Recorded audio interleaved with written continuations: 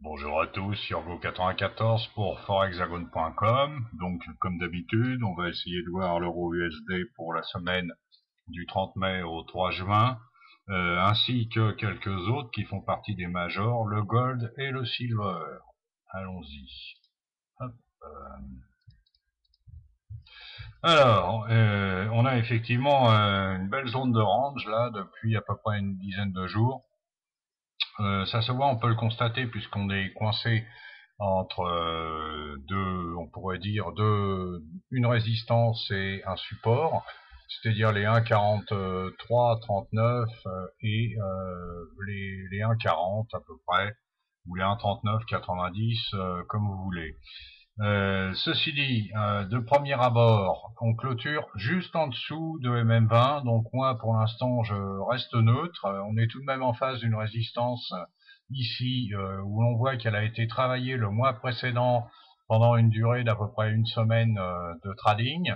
Donc je resterai méfiant, lundi je reste factuel, je reste neutre et j'attends de voir la clôture, où se situe la clôture lundi, au-dessus ou en dessous de MM20 pour pouvoir prendre position. À savoir qu'on est toujours en train de fluctuer entre les 38,2 et les 23,6.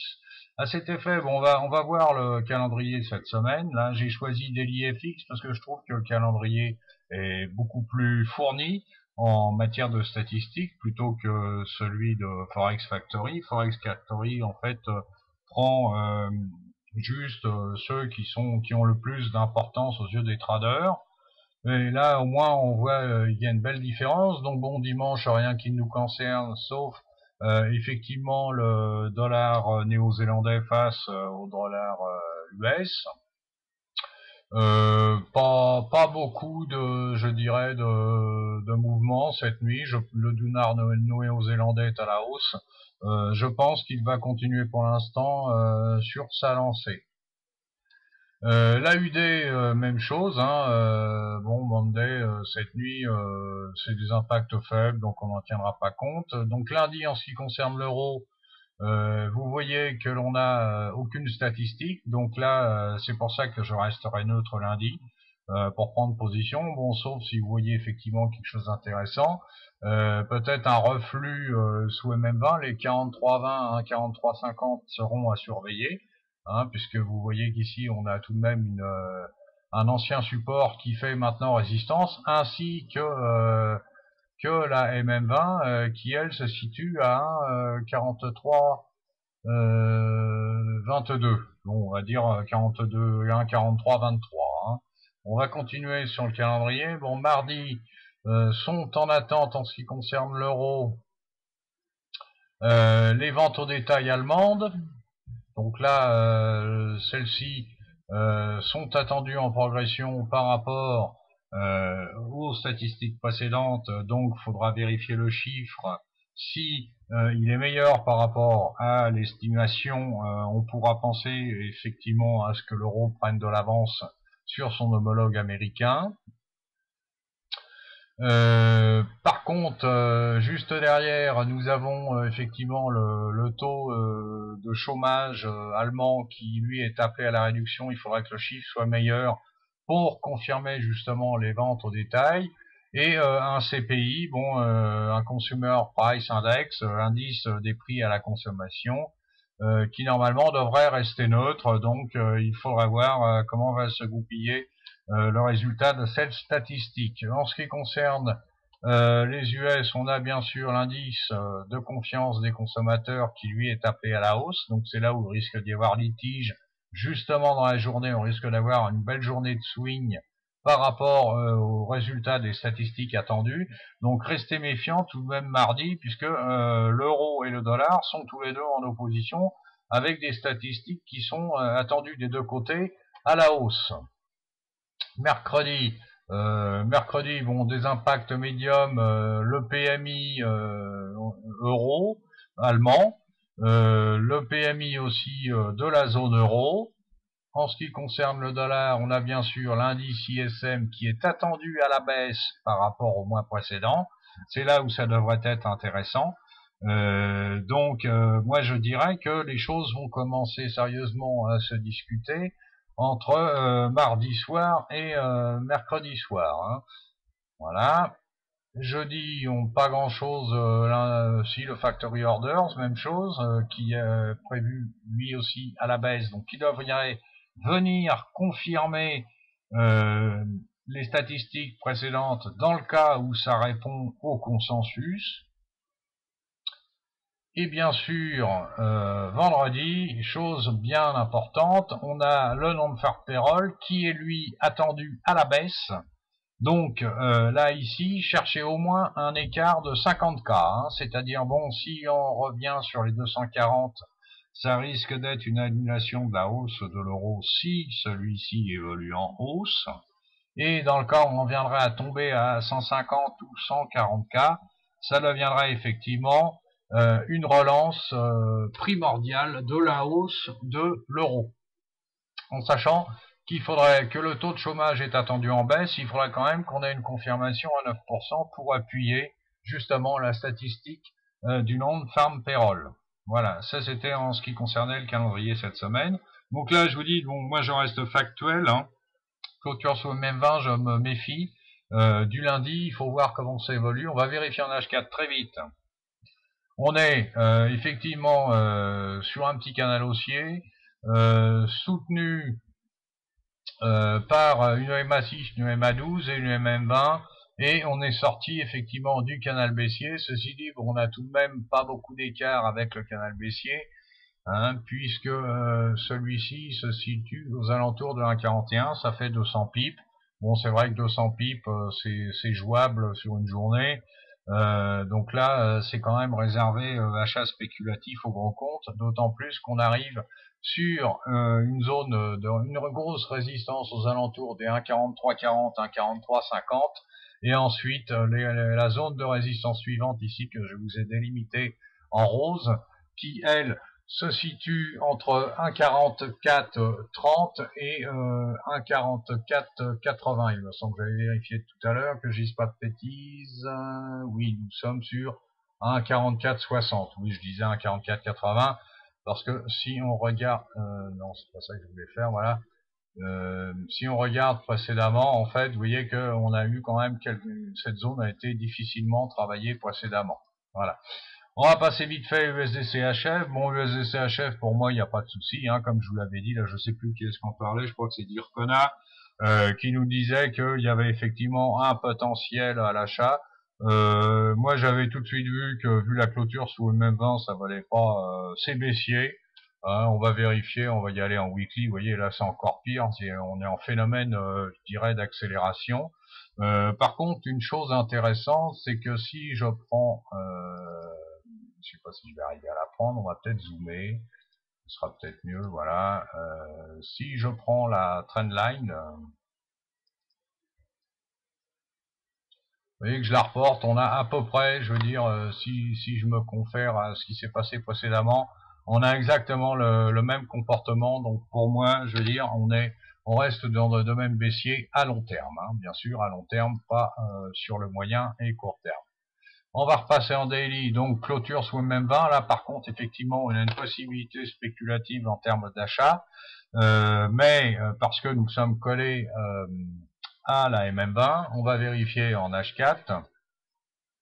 On voit que le plus bas a été effectivement rejeté. Ceci dit, il y a toujours un potentiel baissier, comme vous pouvez le voir, hein, puisque si je réduis et qu'on voit effectivement le bas de canal, lui, se situerait à peu près aux alentours des 0,83.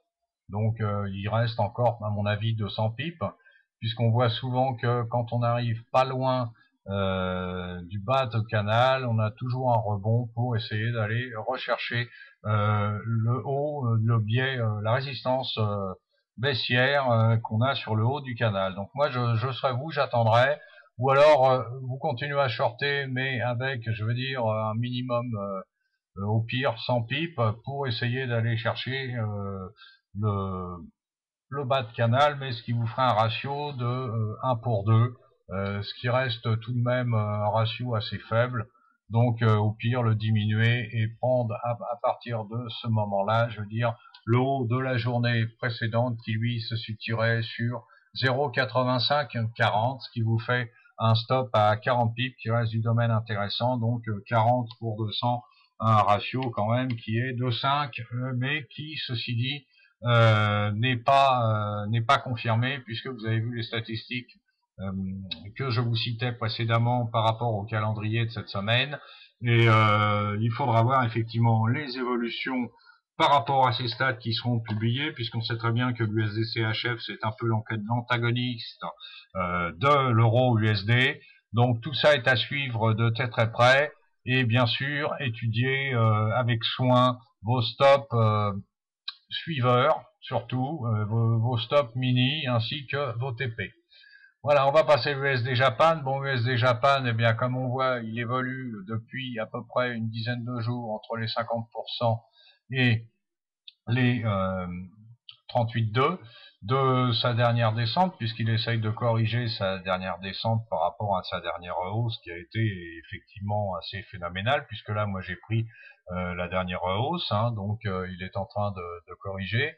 Il vient de passer en dessous les 50%, on clôture en dessous de MM20.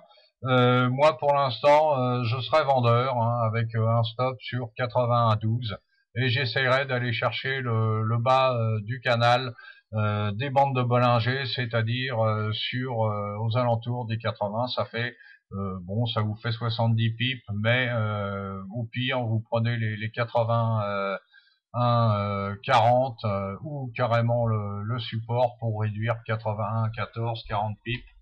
Et à mon avis, ça risque d'accélérer puisque le yen est très défensif. Si je vous dis ça, c'est parce qu'on a un personne qui n'a pas fini de plonger, et on a aussi effectivement un Stoch qui lui n'arrive pas à dépasser, je veux dire, un certain niveau, et qui est très proche de croiser. Pour les plus prudents, on attendra le croisement du Stoch en daily, et à ce moment-là, qui lui viendrait confirmer à nouveau une nouvelle baisse, et à ce moment-là, on pourra shorter tranquillement. Là, je parlais juste uniquement pour les traders agressifs. On va voir l'AUSSI, le dollar australien, bon, qui lui, même chose, en fait, hein, vous voyez, là, un très beau range, hein, aussi, on a la formule en forme de N. On a juste à peine clôturé au-dessus de MM20. Ceci dit, on a affaire à une zone de résistance et de support. Vous voyez que la zone de résistance qui a été travaillée ici, moi je serais d'avis à ce moment-là, soit on short sur la résistance à 1,0780, soit on short tout de suite mais avec un stop très court en visant effectivement le retour sur les 38,2 qui eux se situeraient aux alentours de 1,05, 1,0450. Maintenant c'est à vous de voir. Une clôture reste toujours intéressante, mais ce qui me met en garde, c'est la fermeture des bandes de Bollinger ici.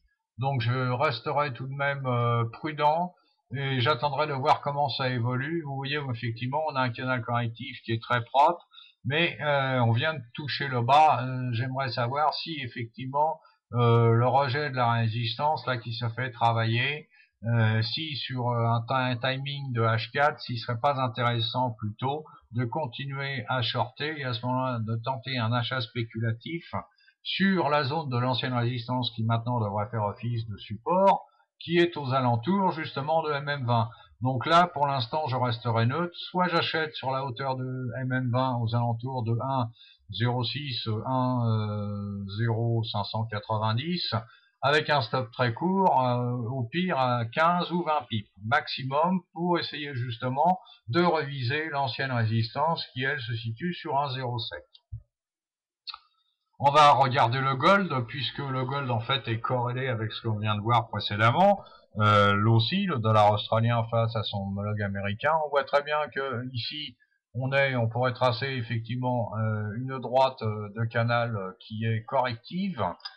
Et pardon, excusez-moi, j'ai pas réussi à le faire. Alors, on va essayer de le prendre, voilà. Hop, et on voit qu'on a un petit canal en fait qui correspond. On a récupéré le canal haussier, vous voyez, comme on a fait les mèches précédemment là sur le canal continu. Moi je dis que là on récupère le canal haussier, on clôture au-dessus de MM20, mais on se méfiera quand même parce que vous voyez que les bandes de Bollinger se rétrécissent. Mais ceci dit, on a dépassé le cap des 23,6. Moi, je pense que nous sommes en route vers la prochaine résistance qui se situe, elle, aux alentours, pas loin des anciens plus hauts, aux alentours de 1569,80, pour ensuite, effectivement, viser la dernière accélération haussière qui, elle, se situait aux alentours des 1576, et voir, pourquoi pas, les 1580, et même plus, puisqu'il reste du potentiel à la trend, et comme vous le voyez, le Stochs est en pleine forme, le RSI aussi vient juste de dépasser la zone des 60, et le Percent ne demande qu'à gravir les étapes. Nous allons regarder le silver, l'argent. Bon, l'argent, même chose, vous voyez qu'on a rebondi, on est passé un poil en dessous, sous la zone des 61,8. Ceci dit, le canal haussier que j'ai tracé, on va le regarder en weekly, il est confirmé. Vous voyez qu'on on a une récupération, une forte accélération, une correction, donc on pourrait presque penser à un W, une formation. Donc très certainement, on va très certainement aller chercher d'autres zones de résistance. Donc pour moi en haussier comme pour l'or. Ceci dit, là c'est en moyen long terme. On va vérifier en daily. Pour moi on est haussier. On a récupéré effectivement la SMA 120 qui, voyez, a servi de support ces derniers temps. C'est là où c'était intéressant d'avoir un achat spéculatif sur la hauteur des 34,40, 34,50. On arrive sur la zone des 50%. Moi, j'attendrai de passer la zone des 50% parce que vous voyez qu'on est à peine au-dessus de la MM20 et qu'on a quand même eu ces 3 derniers jours une discussion justement à propos de la MM20, rejet, clôture au-dessus, on reprend appui dessus, là on clôture au-dessus, mais ce qui serait bien quand même, c'est de passer la zone des 50 de Fibonacci de retracement à la baisse que l'on a fait, donc soit les 38, 38, 20, qui à ce moment-là, on pourrait viser les anciens supports qui se situent, je veux dire, aux alentours de 39, 60, et ensuite, bien sûr, les 42, 44 et 45, et pourquoi pas une accélération phénoménale comme on a vu précédemment. Ceci dit, bon, les acheteurs sont tout de même inquiets. Vous voyez que la bande de Bollinger se ferme, donc il y a tout de même une hésitation. On restera méfiant, mais il faudra toujours travailler avec des stops serrés. Euro-Japan, bon, Euro-Japan, eh bien écoutez, même chose que Euro-USD, hein, on voit qu'on travaille sur un range, donc on est coincé entre une zone de support et une zone de résistance ici. Moi je reste neutre, ceci dit, on est dans le canal baissier. Il serait intéressant de passer justement à l'achat au-dessus des 116 pour essayer de viser justement la zone des 117 qui eux font oblique de résistance, et objets de résistance sur la paire Euro-Japan. Ce qu'il est intéressant de voir, c'est que pour l'instant, si vous préférez, on est toujours sur un canal haussier, que nous sommes sur un terme correctif. Donc si celui-ci viendrait effectivement à se stabiliser, on pourrait penser pouvoir retrouver les plus hauts. Je pense que cette semaine, vu le calendrier qu'on a, il devrait y avoir pas mal de twists et des gains spéculatifs assez importants. On peut vérifier en H4 si vous voulez. Bon, vous voyez que effectivement, on a je dirais une correction, bon, qui est moyenne. Hein. En fait, on va en haut, on va en bas, mais on n'est jamais sûr de rien. Si je la reporte, voilà, ça nous donne ça. Donc en fait, essayez de travailler sur un canal 4 heures et de reporter vos droites, de voir où est-ce qu'il est intéressant de prendre position. Sur un canal 4 heures, là on vient de clôturer au-dessus de MM20, donc faut voir si on va pas aller chercher effectivement une zone haute qui se situerait aux alentours de 116 et qui correspond en plus à l'oblique baissier en H4. Donc là, il y a une possibilité de short avec bien sûr un stop très court. Hein, on est sur une zone de 116, donc moi je serais vous, je mettrais un stop au pire à 30, 40, peut-être 50 pips.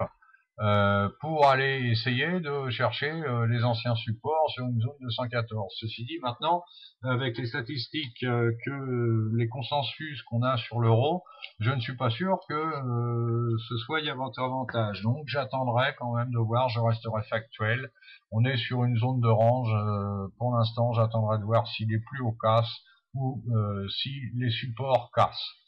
Voilà, écoutez, je vous souhaite une bonne fin de week-end puisqu'il est 21h40 actuellement. On se retrouve lundi pour la continuité de l'évolution sur la paire euro-USD. Je vous dis à bientôt et je vous souhaite de bons trades pour cette semaine. Merci à tous.